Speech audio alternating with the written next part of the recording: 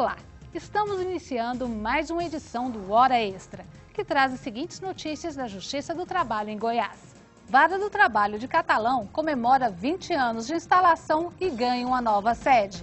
Magistrados debatem técnica para buscar a solução dos conflitos trabalhistas por meio de acordo. No quadro de entrevistas, a juíza Adriana Goulart de Sena fala sobre o Movimento Nacional de Conciliação, desenvolvido pela Justiça do Trabalho.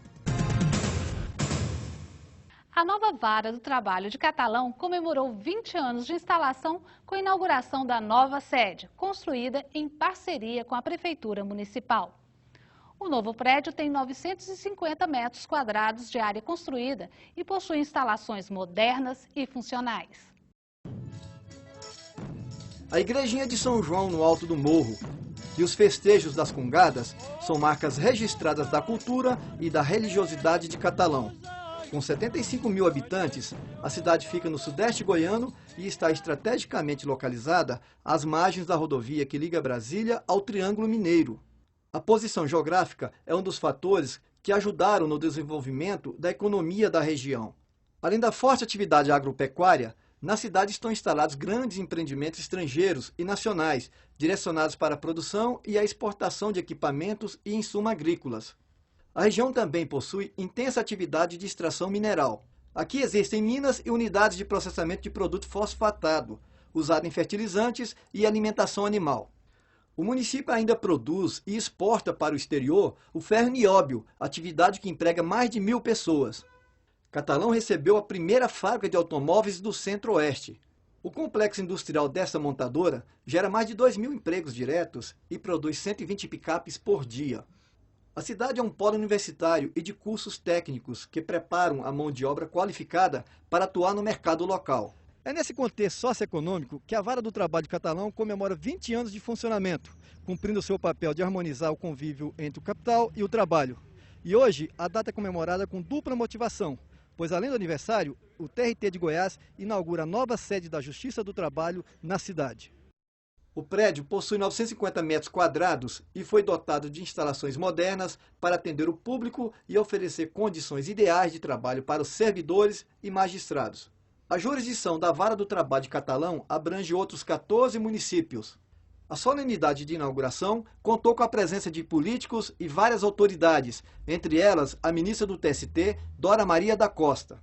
O presidente do TRT, desembargador Elvésio Moura dos Santos, e o prefeito da cidade, Adib Elias, fizeram o desenlace da fita inaugural do prédio. Outras autoridades participaram da cerimônia de descerramento da placa de entrega das novas instalações e do registro de 20 anos de funcionamento da Justiça do Trabalho na região. O prefeito Adib Elias comentou a parceria que permitiu a doação do terreno para o TRT construir um novo prédio. A prefeitura entrou com a doação do terreno, um terreno que mais ou menos custa em torno de R$1 milhão, mas para nós não tem valor, pelo trabalho que é implementado pela Justiça do Trabalho aqui e, acima de tudo, com essa mudança, repito, do perfil de arquitetura da cidade, cada vez mais modernizando a cidade de Catalão. O juiz Paulo Pimenta falou dos prazos processuais e da qualidade dos serviços prestados às partes e advogados. Ao longo desses 20 anos da Vara do Trabalho em Catalão, notamos um desenvolvimento muito grande econômico e social da região e a Vara do Trabalho vem acompanhando esse desenvolvimento, solucionando conflitos entre o capital e o trabalho. Nesse período, a Vara solucionou mais de 15 mil processos, atendendo a uma região de 14 municípios que abrange a denominada região da Estrada de Ferro, no sudeste goiano. Nesse período, principalmente nos últimos 3 anos, a média de processos solucionados anualmente foi em torno de 1.200, sendo que a Vara alcança em torno de 60% de conciliação dos processos que lhes são submetidos. O que significa a entrega desta nova sede de Catalão? Significa para o jurisdicionado, para o pessoal, para os trabalhadores, para os empresários que residem em Catalão ou municípios adjacentes jurisdicionados pela Vara do Trabalho de Catalão, o resgate de um local de trabalho digno, aprazível, confortável, o qual está equipado com os melhores móveis ergonômicos, com os melhores equipamentos de informática, com facilidade de acesso. Mas a Vara do Trabalho de Catalão, há muito, vem se destacando pela qualidade na prestação dos serviços jurisdicionais, pelo bom relacionamento entre o jurisdicionado e a jurisdição que é exercida pela vara, enfim, pela pujança da economia e da indústria de Catalão. O primeiro presidente eleito do TRT de Goiás, desembargador Luiz Francisco Guedes de Amorim, que se aposentou recentemente, foi homenageado em cerimônia realizada no auditório do Pleno do TRT. Guedes ocupava a vaga do 5º Constitucional destinado à advocacia e aposentou-se após 17 anos de dedicação à justiça trabalhista. Advogado militante na área trabalhista, Luiz Francisco Guedes foi um dos pioneiros na luta pela instalação do Tribunal Regional do Trabalho goiano. Atuou no convencimento da classe política e dos empresários da necessidade de criação de um tribunal próprio e foi eleito o primeiro presidente do TRT de Goiás. Na sua gestão, adquiriu os prédios da Avenida Portugal, no setor oeste, e da sede do setor Bueno. Instalou em todo o estado mais 16 juntas de conciliação e julgamento, hoje varas do trabalho, abrangendo as regiões econômicas mais importantes do estado. Foi um processo de vanguarda, de bandeirantes, né? Criamos tudo, do nada, com muito esforço, muita dedicação, e um tribunal pequeno, quer dizer, para conseguir vencer foi uma luta muito árdua, mas graças a Deus tem um tribunal aí potente, ágil, eficiente, um dos mais respeitados e credenciados do país. Eu acho que isso aí é o reconhecimento de um trabalho em prol do engrandecimento desse tribunal. Quais são os maiores desafios agora do TRT daqui para frente? É a expansão do tribunal e o seu aperfeiçoamento, né? Quer dizer, há muita coisa ainda a ser feita. Esse processo virtual, no sentido de se relegar ao segundo plano papéis, todo o processo, o julgamento, tudo virtual. Eu acho que o Tribunal Nosso já está começando a parte parada da informática, aí acho que depois é ponto final, né? Conseguiu tudo. Disputa e ofensas mútuas devem ser afastadas durante a negociação, caso as partes queiram compor de forma justa um acordo. É aí que entra em cena o magistrado, que na audiência busca a cooperação entre as partes litigantes, para que a solução do conflito atenda a todos. O assunto foi tratado pelo juiz Rogério Neiva Pinheiro, do TRT de Brasília, durante a palestra Teoria do Conflito e os Paradigmas da Negociação, destinada a magistrados trabalhistas de Goiás. O evento foi realizado no auditório do Tribunal Pleno, como parte dos preparativos para as semanas de conciliação promovidas pelo TRT de Goiás em novembro e dezembro deste ano. Rogério Neiva, juiz do trabalho de Brasília, fez uma abordagem conceitual da negociação, contrapondo modelos tradicionais em que as partes vêm como opoentes e rivais a um modelo cooperativo que encontre uma solução satisfatória para todos os litigantes. Ele acredita que a atuação do mediador é fundamental para que a autocomposição seja saudável. O fim maior da conciliação é o fim maior da justiça, né? Ou seja, o papel fundamental da justiça é buscar a paz na sociedade. E a forma mais eficiente de se alcançar a paz na sociedade, não tenho dúvida, que é a conciliação. Muito bem, qual é o papel do mediador nesse processo todo? O papel do mediador é facilitar, estimular e buscar formas de construção de consenso entre as partes para que se possa chegar à conciliação e se efetivamente supere o conflito de uma forma saudável. O magistrado comentou que a conciliação ainda é a melhor forma de composição dos conflitos. Não tenho dúvida que, do ponto de vista da pacificação social, o acordo é a melhor forma de se alcançar esse objetivo. Mas, do ponto de vista da eficiência da prestação jurisdicional, também isso é uma outra consequência. Só para você ter uma ideia, na vara que eu atuo, eu fiz um levantamento em relação às execuções que estavam em arquivo provisório, ou seja, as execuções que não andavam. E constatei, para minha surpresa, o seguinte: 70% das execuções que estavam paradas vinham de sentenças e 30% vinham de acordos.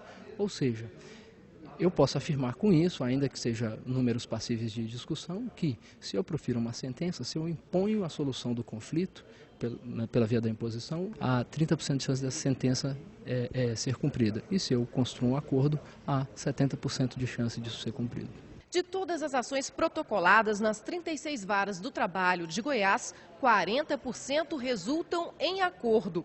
A intenção do tribunal este ano é levar a conciliação até o segundo grau.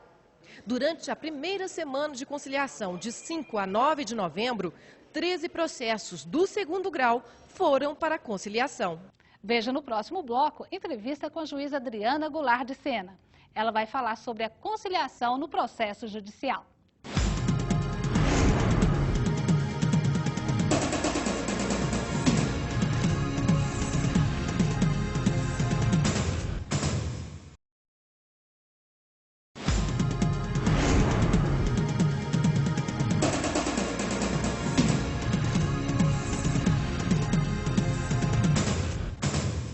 O Hora Extra está de volta e em nosso quadro de entrevistas nós vamos falar sobre a conciliação no processo judicial.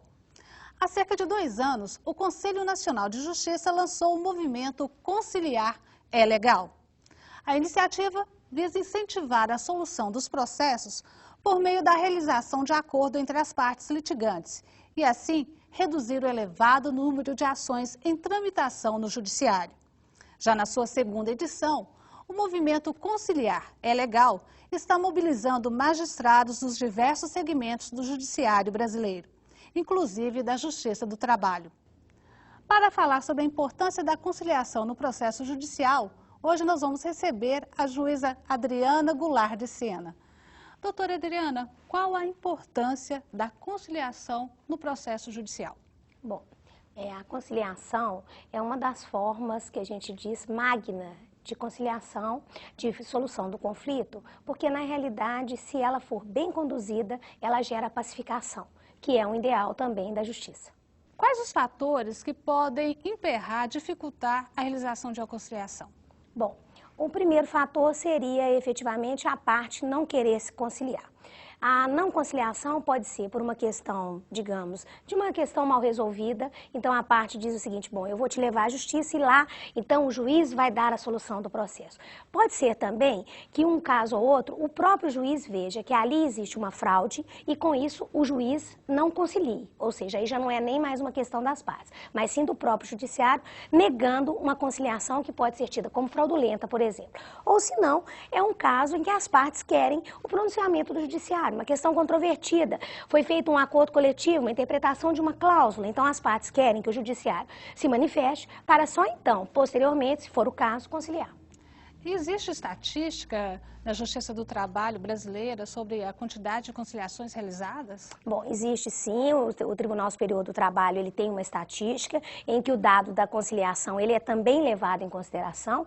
E agora, atualmente, com este movimento que você mencionou, do Conciliar é Legal do Conselho Nacional de Justiça, existe uma estatística específica sobre a conciliação. Seria do CNJ essa estatística? Sim, essa estatística é do CNJ, exatamente porque esse movimento Conciliar é Legal, ele quer ver, digamos assim, a quantas andam a conciliação em todos os órgãos do judiciário. E teria dados precisos a respeito? Sim, são feitos, a orientação do CNJ é que seja feito bimestralmente, se não me falha a memória, o encaminhamento desses dados. Mas, na realidade, eu acredito que agora, a partir dessa segunda semana da conciliação, que esses dados serão, inclusive, colocados a público e também serão lidados como um dado a mais a ser trabalhado dentro da estatística do judiciário, tá? Existem algum tipo de ações assim, que não é possível a realização de acordo? Existem sim. Por exemplo, a questão de órgãos públicos. Os órgãos públicos, a não ser que seja venha uma ordem superior, ele não pode conciliar. Então, por exemplo, quando você vê que o governo agora orienta a se fazer conciliação nos casos do Fundo de Garantia, é porque chegou ao Supremo Tribunal Federal, o Supremo Tribunal Federal deu uma decisão final sobre aquilo, então se concilia. Mas fora disso, por exemplo, o órgão público não se concilia. Outra questão de que é vedada, entre aspas, a conciliação, é quando as partes vão ao judiciário em busca de fraudar a lei. Tá certo? Então, são as chamadas lides simuladas ou as chamadas lides patológicas, em que, na realidade, não existe um conflito, mas existe alguém querendo, digamos, descumprir a lei com a chancela do judiciário. Então, esta é uma lide em que não se concilia. Que o juiz, verificando isso, ele não vai colocar a chancela dele, a assinatura dele neste acordo. Então, essa é outra, digamos, demanda que não é conciliável na Justiça do Trabalho. E os direitos do menor trabalhador? É possível ser feita conciliação nesse caso do menor trabalhador? Bom, o menor, dependendo da idade, ele terá que vir acompanhado do seu responsável legal, ok? Então, diante da presença do responsável legal, o que acontece? Os direitos do menor, obviamente, eles serão, o cuidado, o olhar cuidadoso do juiz será extremamente maior, porque ali você tem um menor. Mas com a presença do pai, com a presença do responsável legal, esses direitos, se forem patrimoniais, se não forem direitos que não podem ser conciliados, eles poderão ser conciliados. Agora, é claro que uma ação de um menor tem uma peculiaridade, porque de repente pode até ter sido um trabalho inadequado, fora da lei, fora da idade. Então, isso tudo gerará ações, ou seja, tanto encaminhamentos de ofício ao Ministério do Trabalho, quanto ao Ministério Público do Trabalho, porque ali existe, eventualmente, um erro, né? Um descumprimento legal. É comum a prática da conciliação na primeira instância, nas varas do trabalho. Mas como pode ser estimulada a conciliação também na segunda instância, onde são julgados os recursos? Bom, a conciliação também é possível, é interessante porque a CLT tem um artigo que diz que os processos submetidos à jurisdição, à Justiça do Trabalho, eles são sempre conciliáveis, a qualquer momento. Então, quer dizer, no momento que você ajuiza uma ação, até o seu momento final na execução, existe a possibilidade de conciliação.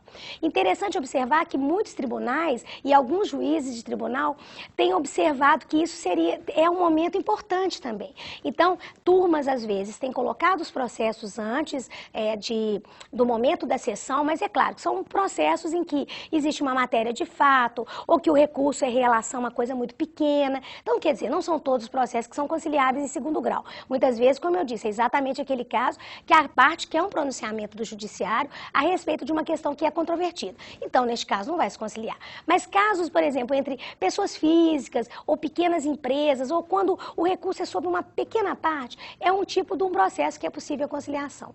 Também outro momento interessante da conciliação em segundo grau é antes da subida do recurso de revista, que é aquele recurso para o nosso Tribunal Superior, o TST.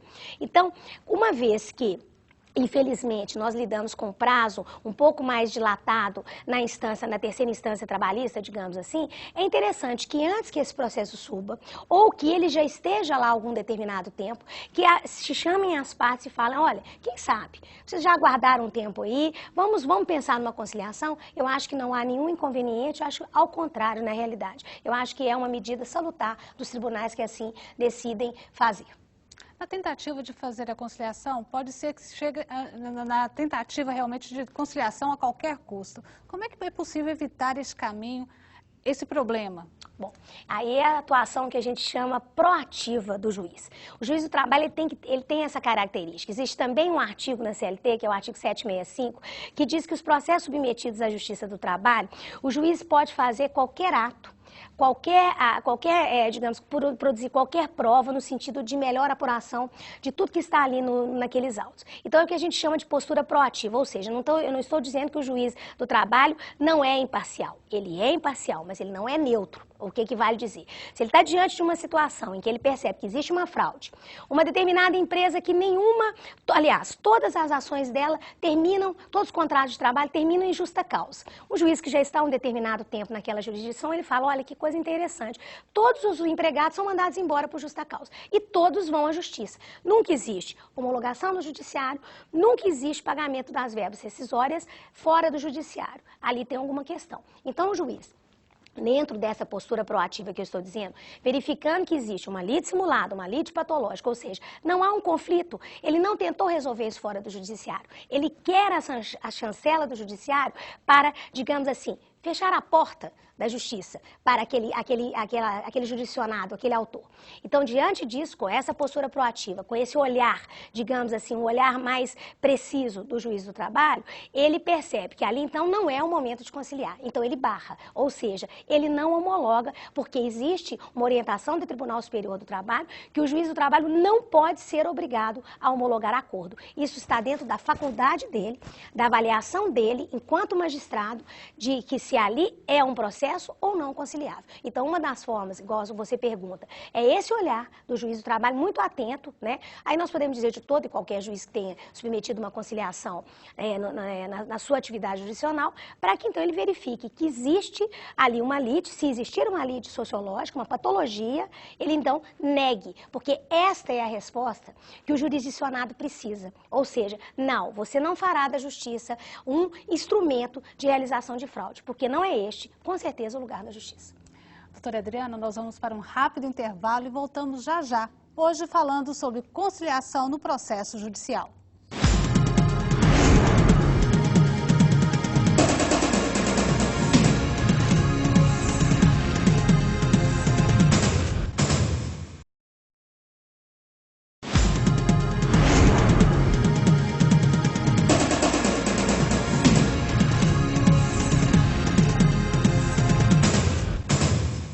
Nós estamos de volta hoje falando sobre conciliação no processo judicial com a juíza do trabalho, Adriana Goulart de Sena.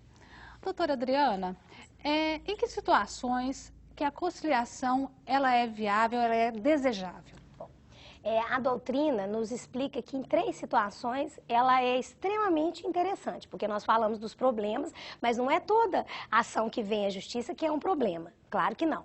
Por exemplo, em questões em que são pequenas causas, que é exatamente o espaço de atuação do chamado procedimento sumaríssimo, em que inclusive a parte, ela pode ir até sem a presença do advogado à Justiça do Trabalho, o que de uma certa forma demonstra uma capacidade de acesso à justiça, da Justiça do Trabalho imensa, porque eu posso, cidadão, comparecer sem a presença de ninguém, de nenhum mediador, eu mesmo vou e exerço esse meu direito constitucional de acionar ao judiciário. Então, nas pequenas causas, naquelas pequenas causas de pequenos valores, é excelente a conciliação. Por quê? Porque, na realidade, se você não tem alguma questão maior, uma assinatura de carteira, alguma coisa assim, se é uma questão, se são 3 dozeavos de 10º, ou se é um dozeavo de férias, esse é o tipo da demanda que, se não conciliar, provavelmente ela ocorrerá o quê? Uma anomia. Ela ficará fora do judiciário. Então, se ela fica fora do judiciário, é bom que ela venha, porque o jurisdicionado está exercendo seu direito de agir, esse princípio constitucional, e na realidade ele está sendo atendido como um serviço que o Poder Judiciário presta. Então, é uma situação interessante. Outra é no caso das chamadas relações multiplexas, que são relações que continuam. Então, aqui eu dou um exemplo, por exemplo, na Justiça do Trabalho, quando você tem uma estabilidade, ou seja, é ideal que se concilie para que a pessoa volte a trabalhar, volte com as condições ideais, o diálogo se retome. Um exemplo também muito comum é nas questões familiares. Porque você não tem jeito, você tem filhos, você tem pensão. Então, são relações que a conciliação, ela apazigua, ela pacifica, certo?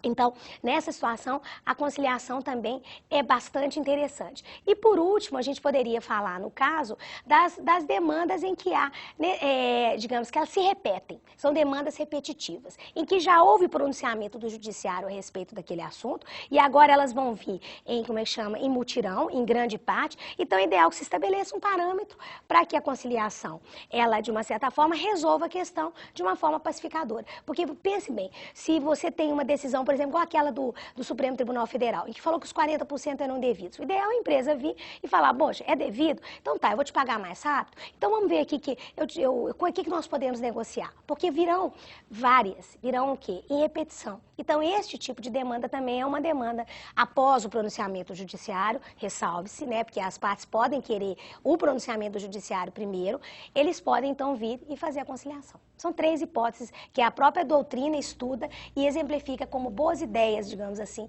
de conciliar. O economista Armando Castelar Pinheiro, de São Paulo, ele realizou uma pesquisa no Poder Judiciário para verificar o impacto que o acúmulo de processos no Judiciário, a incerteza, né, do Judiciário provoca na economia. Ele alegou que, pela pesquisa, 0,8% do PIB, né, seria acrescido no PIB se houvesse essa celeridade, essa certeza, né, do Judiciário. A senhora acha que a conciliação ajuda a estabelecer a celeridade processual? Não, sem dúvida alguma. A conciliação é uma forma ágil de resolução dos conflitos, né? Então, assim, aí eu torno a dizer, a conciliação, que é uma conciliação com premissas de legalidade, ela é totalmente defensável. Agora, uma conciliação para excluir direitos ou para negar a aplicabilidade do direito do trabalho, ou seja, eu vou à justiça porque lá eu pago menos do que seria devido. Eu não pago as horas extras do empregado. Eu vou lá e eu faço com ele um acordo, eu sei que ele prestou 50 horas extras, mas eu só vou pagar 5, ou senão eu vou negar essas horas extras. Essa conciliação nós não queremos, não. Essa, então, nós vamos ter que fazer a efetividade, a celeridade do judiciário de outra forma, respondendo através da sentença, mas de forma ágil. Mas a conciliação, sem dúvida alguma, é um mecanismo, sim, de aceleração, não há dúvida nenhuma. Esse mesmo economista, Armando Castelar, ele afirmou que tem empresas que também tomam proveito, né, da morosidade do judiciário para obter vantagens. Primeiramente porque os juros do judiciário são baixos, então ele prefere muitas vezes protelar um pagamento no judiciário, pegar aquele dinheiro, investir, fazer outro investimento e com isso, posteriormente, quando a decisão realmente sair e que ele realmente for obrigado a pagar, aí ele efetuar o pagamento. O que isso pode ser evitado não no caso, por meio da conciliação? Bom, nesse caso ele tem toda a razão. A gente chama isso de os chamados litigantes habituais. Os litigantes habituais, eles lidam, infelizmente, digamos assim, como o processo, como uma parte do seu negócio. Tá? Então, se eu tenho juros de 1% capitalizado e eu vou pegar esse dinheiro no mercado e vou pagar muito mais do que isso, e eu posso, digamos, utilizar do tempo do processo a meu favor, até porque também, com o tempo, nem sempre a parte contrária continua no processo, ela concilia por valor inferior, etc, etc.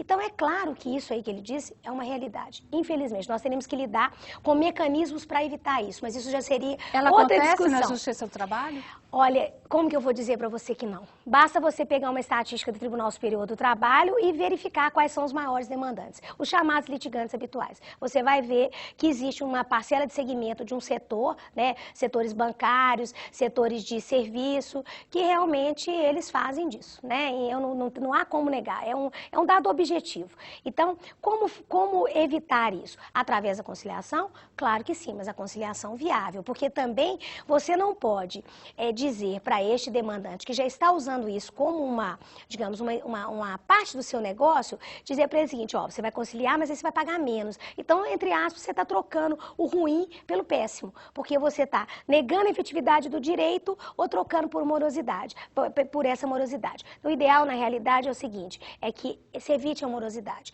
Tem-se mecanismos, existem vários projetos de lei, inclusive de depósito do valor total da condenação, entendeu? Sem limite, porque a parte que vai, então, utilizar-se do tribunal e dos tribunais superiores, que ela pague por isso, que ela, então, garanta que ela está fazendo aquilo de uma forma para discutir um direito, mas não para ganhar tempo, ou para lidar como uma forma de ganhar dinheiro. Então, tem vários projetos de multas, etc. Mas isso, como eu disse, já é uma outra discussão. Existem, inclusive, empresas que utilizam dessa morosidade para pressionar o trabalhador a conciliação? Sim, sem dúvida alguma, né? Infelizmente, algumas vezes aparece esse dado no processo, né? Ah, se eu recorrer, vai demorar não sei quanto tempo, etc, etc. Ainda que seja real essa demora, porque não há como negar, os números estão aí, na realidade eu costumo usar um argumento muito interessante, que eu digo que fala o seguinte, bom, mas se você recorrer, você vai depositar.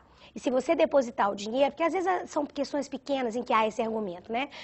O dinheiro já está garantido. Então, por um certo lado, é bom, né? Porque o dinheiro do trabalhador, acaso a decisão não seja reformada, ele já está garantido. Então, do mesmo jeito que o argumento pode ser usado como um fator, digamos, de temor, ele pode ser usado também por um lado positivo. Aliás, tudo na vida tem dois lados. Para finalizar, conciliar é legal? Com certeza. Com essas premissas todas que foram colocadas aqui, é muito legal. Doutora Adriana, muito obrigada pela presença. Obrigada a vocês.